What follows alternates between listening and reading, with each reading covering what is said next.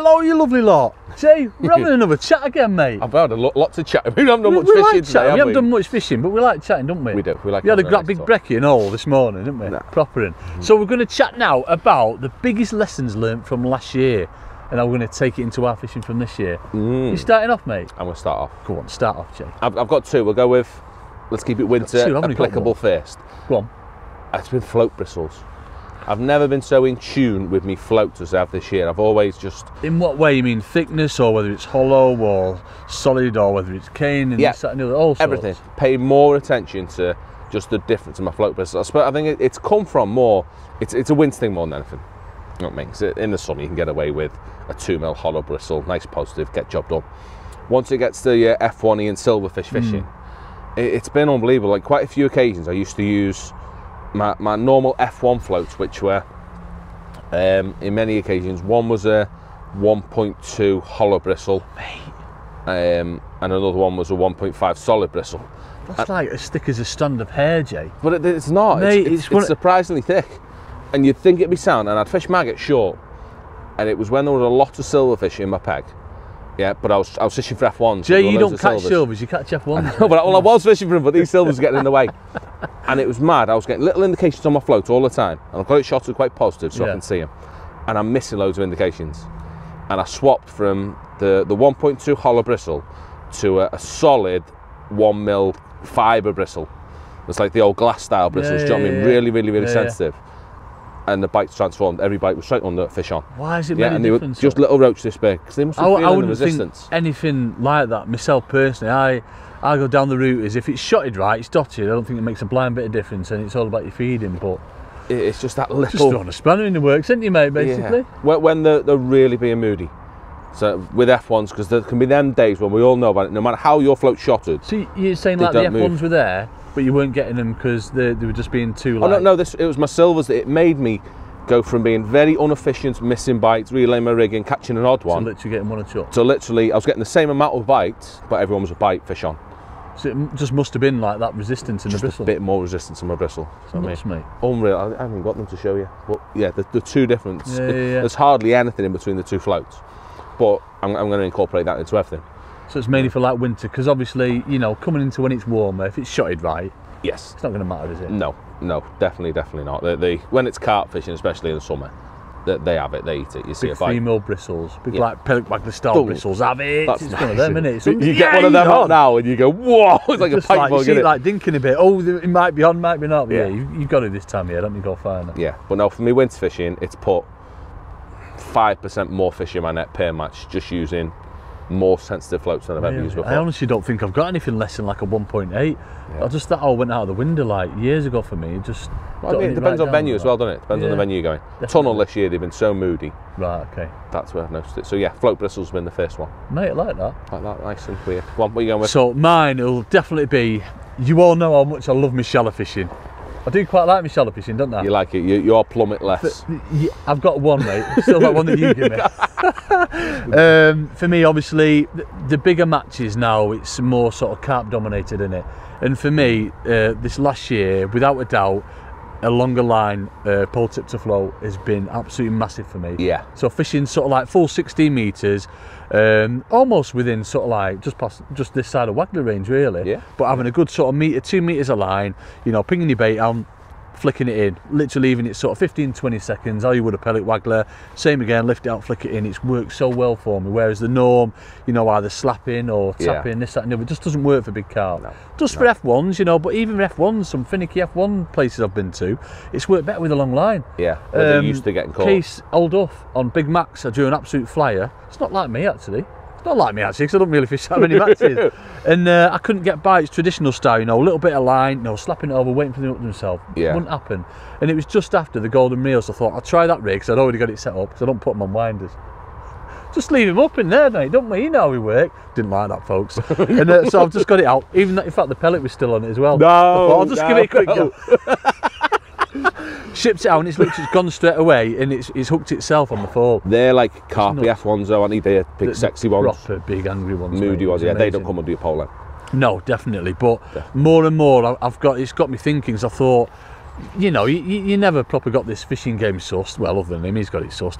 Make me sick, man. No.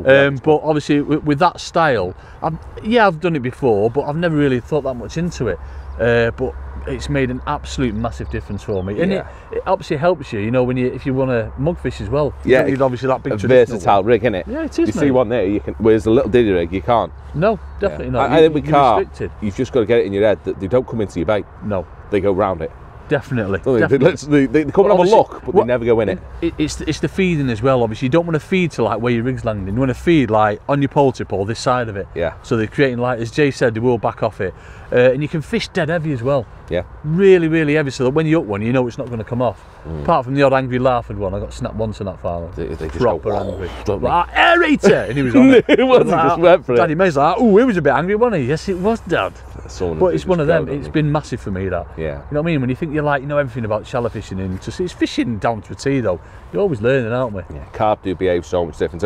I've watched Andy Power do that for years. Oh right, okay. And not clocked onto it, and you think he's just. You know, it's only the last couple of years that we're doing more carp fishing. The fishing them kind of venues like viaducts a lot more, aren't they? Yeah, they know this little diddy rigs and the carpies ain't no good, is it? It's been mad, mate. It's been like proper.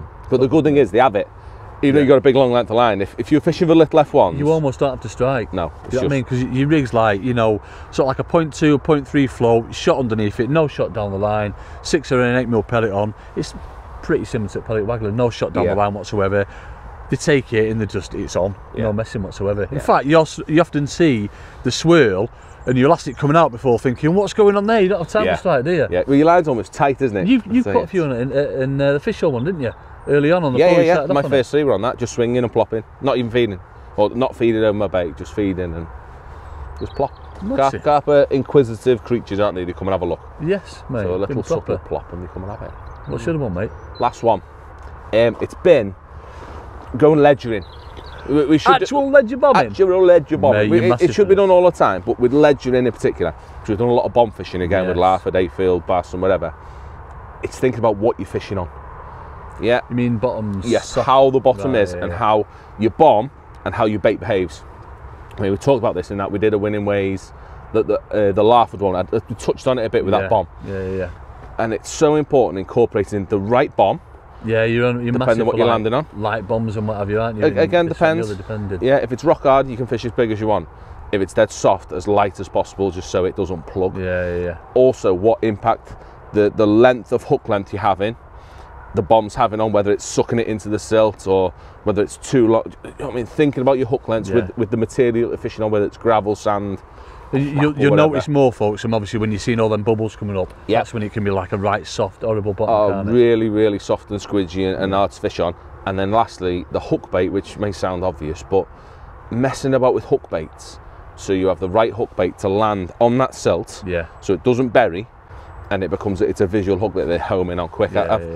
Before this year, I'd have said, if you're fishing bomber pellet, you feed pellets and you fish a pellet on the hook. Now I wouldn't. Yeah, now you put something else on the hook. Well, we're not going into that. No. That's more big checks for us, isn't it? Mate? Yes, but yeah, it's fishing the right thing on the hook that stands out, whether it's flavours or whatever else. Yeah, definitely. That gets you a bite. I think flavourings is one. I've never really thought about flavourings before. It's another little one for you. But you know, because obviously in that depth of water, something like Ayfield, colours they're not going to come into it. So flavourings as well. I've never really thought much about them before. Honestly, thought once it's in, it's not going to make a blind bit of difference. But this year it's been touched upon a lot, hasn't it? Yeah. Well, we just talked about this morning, isn't it? When it comes to flavours now, my opinion is that a fish doesn't smell it and go, oh, I want that pineapple flavoured piece of cheese or whatever. Do you know what I mean? That's a load of rubbish. Pineapple cheese? What have you been eating, man? No, but that's what it is. We flavour a random bait with a different flavour. But I do think it makes them go, what's that? Yeah. Get Haribos on, innit? Get a load of Haribos on. No, I'm going to be eating them. They've not left. But no, mate. It'd be like pepperami, that'd all be gone. I would not put that on there. But yeah, flavours are good for attention grabbing. Yeah. So go down, have a little look, and then they'll pick it because of it. Not because it tastes nice, because it grabbed their attention, and that's what you're after. Yeah, definitely. I mean, it's your bait standing out, the same bait as the others possibly, standing out and being the one that they pick. Because it's hard to get a bite, isn't it? I think we don't see it under the water. We're feeding 20 pellets every go.